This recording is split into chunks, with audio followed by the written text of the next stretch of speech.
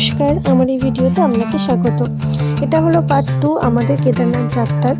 তো আগের দিন আমি দেখিয়েছিলাম যে আমরা বেরিয়ে পড়েছিলাম এবার গঙ্গোত্রীর উদ্দেশ্যে। কাল সকালেই আমরা রাত্রির 9টা করে আমরা গঙ্গোত্রী পৌঁছে যাই। একদমই মন্দিরের সামনে আমরা একটা ঘর নিয়েছিলাম, খুব সুন্দর পরিচ্ছন্ন ঘরটি ছিল। আর ঘরটাই নেওয়ার পর আমরা তো প্রচণ্ড টায়ার্ড ছিলাম, তো কালকের ভিডিওটা করে উঠতে পারিনি। আর সকালই আমরা বেরিয়ে পড়ি মন্দিরের উদ্দেশ্যে। তো দেখতেই পাচ্ছেন আমরা মন্দিরে চলেও এসেছি। জাস্ট 5 মিনিটের মতো হাঁটা পথ ছিল, তাও বাজারের মধ্যেই, যেহেতু বাজারগুলো ছিল বলে তাই 5 মিনিট লাগছে। বেশ ভিড় ভাড়টা ছিল। আর গঙ্গোত্রীতে আমরা পৌঁছে গেছি। এই দেখছেন প্রচণ্ড ভিড়, কিন্তু লাইন খুব তাড়াতাড়ি এগোচ্ছিলো, যার জন্য আমরা খুব অল্প সময় লাইন দিয়েই ঠাকুর দর্শন করে ফেলতে পেরেছিলাম। না হলে প্রচণ্ড ভিড় দেখে আমরা ভেবেছিলাম যে আজ হয়তো আমরা পুজো দিতেই পারবো না, কিন্তু সেটা হয়ে যায়। তো পুজো টুজো দিয়ে আমরা অল্প কিছু ব্রেকফাস্ট করে বেরিয়ে পড়েছি আবার আমাদের পরের যাত্রা, যেটা হবে কেদারনাথ এবার।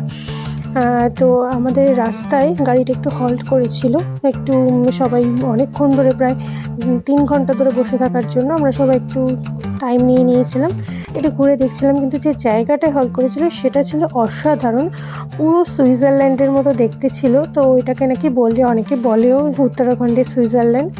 এই জায়গাটা এত সুন্দর, সামনে দিয়ে নদী বয়ে যাচ্ছে, চারিদিকে ওরকম পাইন গাছ, অসাধারণ লাগছিল। আমরা এখানে একটু সবাই মিলে বসে গল্প করতে লেগে গেছিলাম আর একটু খাওয়া দাওয়া করছিলাম, যেগুলো আমরা তুলে এনেছিলাম।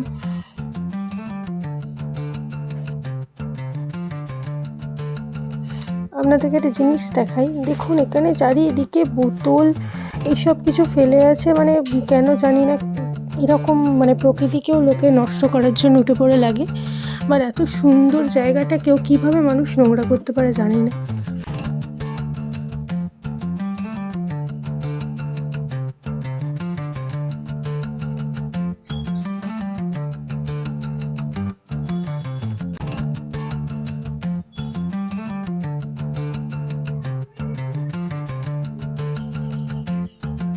প্রায় রাত হয়ে গেছে, আমরা এবার একটা হোটেল নেব। হোটেল নিয়ে ওখানের জন্য আজকে রাতটুকু রেস্ট নেব, তারপরে বেরিয়ে যাব কেদারনাথের উদ্দেশ্যে। শুভ সকাল।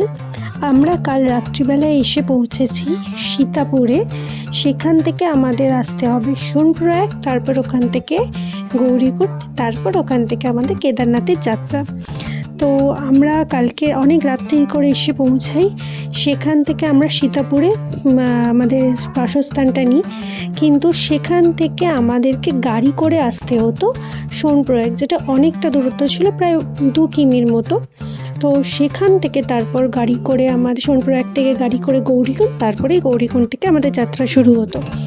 তো এই করতে করতে আমাদের সকালে প্রায় 11টা বেজে গেছিলো যাত্রা শুরু করতে, অনেকটাই দেরি হয়ে গেছিলো। তারপরে প্রচণ্ড গরম, যদিও ঠান্ডা, বাট ওরকম ঠান্ডা তো নেই, প্রচণ্ড হাঁটতে গরম। মাঝে রাস্তায় আমার মা আর আমারও শরীর অনেক খারাপ হয়ে গেছিলো। তো আমরা একটা ঘোড়া করে নিয়েছিলাম, তো ঘোড়া করেই আমাদের পুরো কেদারনাথ অবধি যেতে হতো। তো আমাদের যেতে মোটামুটি সন্ধ্যে 6টা লেগে গেছিলো। 11টা থেকে সন্ধ্যে 6টা, মানে ভাবতেই পারছো প্রচণ্ড কোমর ব্যথা ছিল। তারপর ওখানেই একটা আমরা টেন্ট ভাড়া নিই, সেখানে থাকি। সকাল আমরা 7টা নাগাদ বেরিয়ে পড়ি আমাদের আবার কেদারনাথে যাওয়ার উদ্দেশ্যে। ততক্ষণ আমার বাবা চলে এসেছিলো হেঁটে, মানে বাবা একই টাইমে আমরা যাত্রা শুরু করি, কিন্তু আমরা আসি ঘোড়াতে, বাবা আসি হেঁটে। বাবা রাত্রি 2-3টে নাগাদ এখানে এসে পৌঁছায়, তারপর 7টার মধ্যেই লাইন দিয়ে দেয়। সেই লাইন, যেটা বিভৎস একটা লম্বা লাইন ছিল, যেটা মানে আমরা ভাবতেও পারিনি এতটা লাইন থাকবে। আমরা লাইন দিই সকাল 7টা নাগাদ। সেখান থেকে আমরা ঠাকুরের দর্শন পাই প্রায় বিকেল 4টে। এই দেখতেই পাচ্ছেন, মানে এত লম্বা লাইন, মানে যাচ্ছেই তো যাচ্ছে, কখন দাঁড়াবে তার ঠিক নেই। আর মাঝে যেহেতু 1 ঘন্টা, প্রায় 1টা থেকে 2টো অবধি 1 ঘন্টার মতো মন্দির বন্ধ ছিল, তো সেই জন্য আমাদের আর একটু লেট হয়ে যায়, না হলে হয়তো আর একটু 1 ঘন্টা আগেই আমরা দর্শন পেয়ে যেতাম।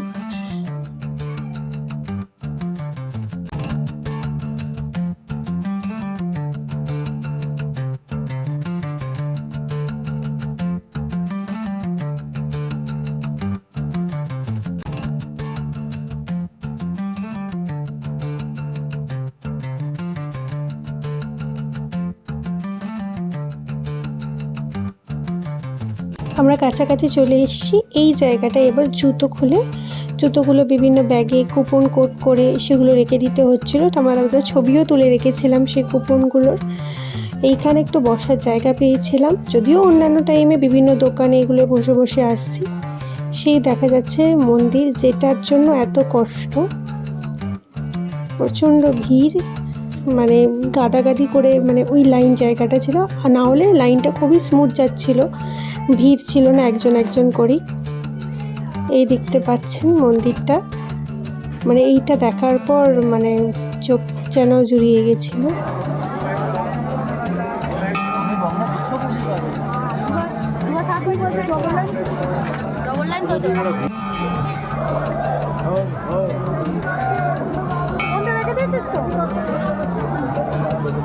হ্যাঁ গো,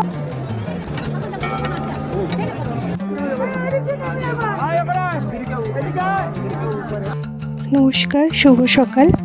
আমরা আজকে বদ্রীনাথ দেখে হরিদ্বারের দিকে রওনা দিয়েছি। শরীর অতিরিক্তই খারাপ ছিল, যার জন্য কোনো ভিডিও তো করতে পারিনি, বরং মানে খুব কষ্ট করেই ঘুরেছি বলতে হয়। তো আজকে আমরা কিছুটা সাইট সিন করে হরিদ্বারের দিকে রওনা দিচ্ছি। আমরা এসেছি দেবপ্রয়াগে, এটা তো সবাই জানে। এখানে 3টে নদীর মিলিত স্থল, গঙ্গা, ভাগীরথী আর অলকানন্দা।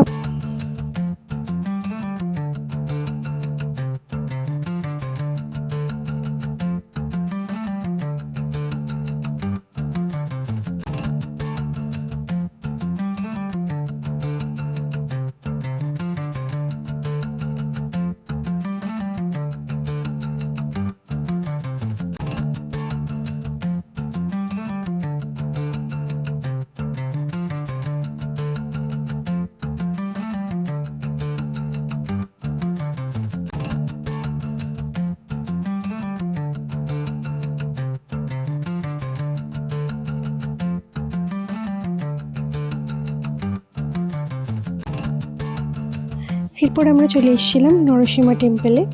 এখানে প্রতি বছর বদ্রীনাথ ঠাকুরকে শীতকাল পড়ে গেলে এইখানে এনে রাখা হয়।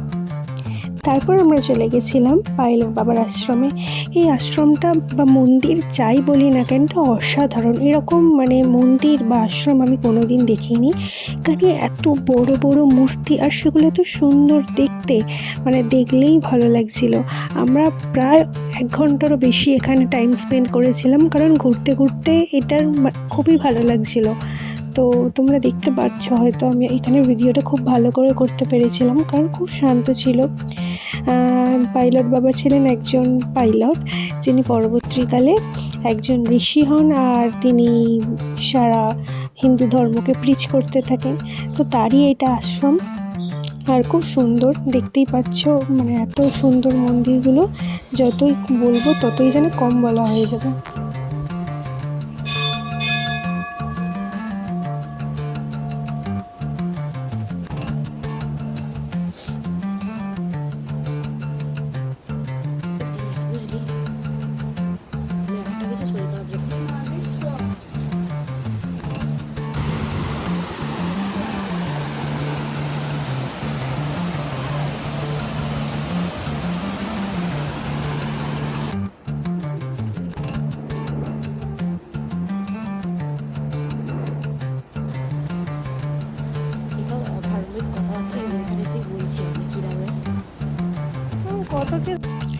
এবার আমরা ফিরে এসেছি হরিদ্বারে। এবারে আমাদের গন্তব্যস্থল হলো কলকাতা, আমাদের বাড়ি।